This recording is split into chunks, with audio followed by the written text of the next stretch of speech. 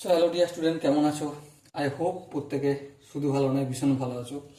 স্ক্রিনের ওপর একটা কোশ্চেন দেখা যাচ্ছে। কোশ্চেনটা কি বলেছে দেখো, 350 টাকায় দুটি দ্রব্য ক্রয় করে প্রথম দ্রব্যটি 20% লাভে এবং দ্বিতীয় দ্রব্যটি 10% ক্ষতিতে বিক্রয় করা হলো। মোট লাভ 10 টাকা লাভ হলে প্রথম দ্রব্যটির ক্রয় মূল্য করো। দেখো, আমি একটা কাজ করছি। প্রথম দ্রব্যটা ধরছি এক্স টাকা খরচ হয়েছে ক্রয় করতে। কত টাকা? এক্স টাকা। তাহলে দ্বিতীয় দ্রব্যটা ক্রয় করতে কত টাকা খরচ হবে? অবভিয়াসলি 350 মাইনাস এক্স টাকা, তাই তো নাকি? দেখো প্রথম লাইনটা দেখো ধ্যান দিয়ে, 350 টাকা দুটি দ্রব্য ক্রয় করে, তাহলে একটা যদি এক্স হয় অপরটা 350 মাইনাস এক্স হয়ে যাবে অটোমেটিক্যালি, তাই না? এবার দেখো প্রথম দ্রব্যটা বিক্রি করেছে 20% লাভে, তার মানে এই যে এক্স টাকা দিয়ে যে দ্রব্যটা প্রথম দ্রব্যটা করেছে না, এর বিক্রি মূল্য কত? বিক্রি মূল্য বিক্রি মূল্য সমান এক্স টাকা প্লাস ক্রয় মূল্য এর কত পার্সেন্ট লাভ? 20%, এর 20%। এবার যদি ভগ্নাংশের যোগ করি এখানে এক্স ইন্টু 20/100, সো আলটিমেট কি পাবো? 100 হবে লসাগু, আর টোটাল 120 এক্স পাবো বিক্রয় মূল্য। এই শূন্য কাটবে, তাহলে কি থাকবে?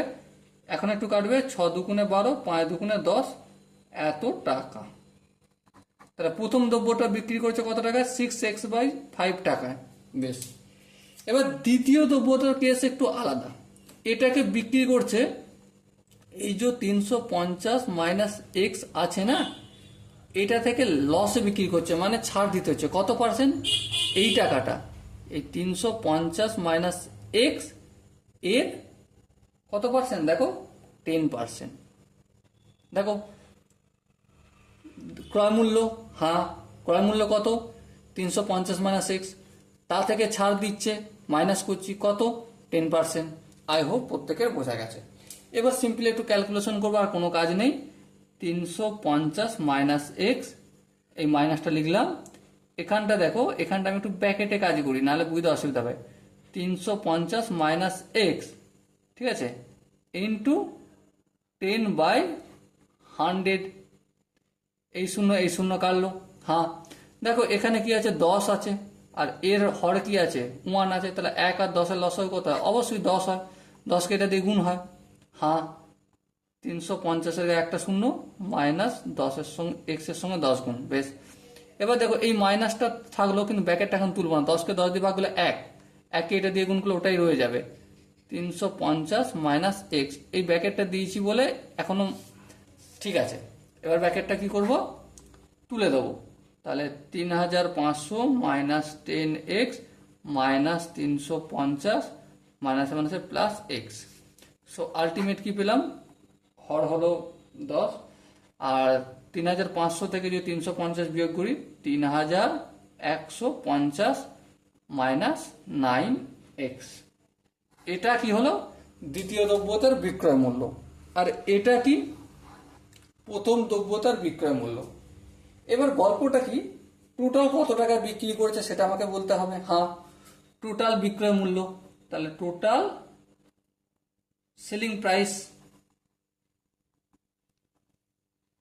কত? প্রথম দ্রব্যটা বিক্রি করতে কত? 6x/5। হ্যাঁ, দ্বিতীয় দ্রব্যটা বিক্রি করেছে কত? 3150 মাইনাস 9x/10, এই টাকা বিক্রি হয়েছে। ওকে, তাহলে টোটাল সেলিং প্রাইস কত হচ্ছে সেটা আমরা নিশ্চয়ই ক্যালকুলেশন করে বের করতে পারবো।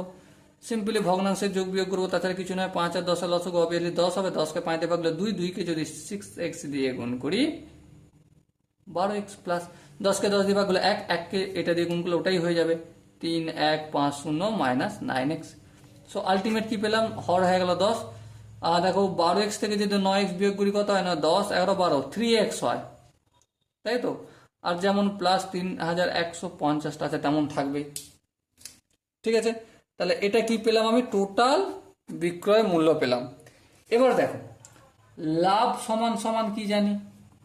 লাভ সমান সমান জানি বিক্রয় মূল্য মাইনাস ক্রয় মূল্য, এটাই তো জানি। হ্যাঁ, সো আমি এখানে লাভের জায়গায় দেখো কত হয়েছে, দেখো কোশ্চেনে বলেছে 10 টাকা লাভ ইকুয়াল টু বিক্রয় মূল্য। দেখো টোটাল সেলিং প্রাইস, মোট বিক্রয় মূল্য কত বেড়েছে, 3x প্লাস 3150 বাই 10 মাইনাস, এই মাইনাস দিলাম ক্রয় মূল্য। দেখো দুটো দ্রব্যের মোট ক্রয় মূল্য কোশ্চেনে বলে দিয়েছে 350 টাকায় দুটি দ্রব্য ক্রয় করেছে, তাহলে মাইনাস 350 লিখলাম। এবার সিম্পলি কাজ করবো কি, 10টা এদিকে যেমন আছে থাকবে, এদিকে যেমন 350 নিচে 1 আছে, 10 আর 1 লস হবে, অবশ্যই 10, 10কে 10 দিয়ে ভাগ করলে 1, 1কে এটা দিয়ে গুণ করবো ওটাই হয়ে যাবে।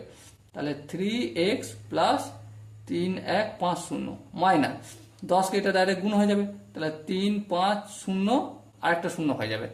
এবার দেখো এই 10টা এদিকে আনলে কি হয়ে যাবে, গুণ হয়ে যাবে 10 10 100 ইকুয়াল টু 3x, এখানটা দেখো একটু বিয়োগ টিয়োগ করলে কি পাবো, মাইনাস 350, তাই তো। হ্যাঁ, এবার দেখো এই মাইনাস 350টা অপর দিকে আনলে 100-র সাথে যোগ হবে, তাহলে কত হবে, 450 হবে। এদিকে 3x, এবার 3টা অপোজিট দিকে নিয়ে আসলে কি হয়ে যাবে, ভাগ হবে, তাহলে 450কে যদি 3 দিয়ে ভাগ করি 150 ইকুয়াল টু এক্স। সো প্রথম দ্রব্যটা আমরা কি ধরেছিলাম দেখো তো, এক্স ধরেছিলাম, তাই না। প্রথম দ্রব্যটা আমরা এক্স টাকা দাম ধরেছিলাম, তার বিক্রয় মূল্য এটা পেয়েছিলাম। সো প্রথম দ্রব্যটা হচ্ছে এক্স যদি হয়, তাহলে প্রথম দ্রব্যটার দাম কত বলো, 150 টাকা বের হলো কি। আই হোপ এই অঙ্কটার প্রতিটা স্টেপ তোমাদের বোঝা গেছে।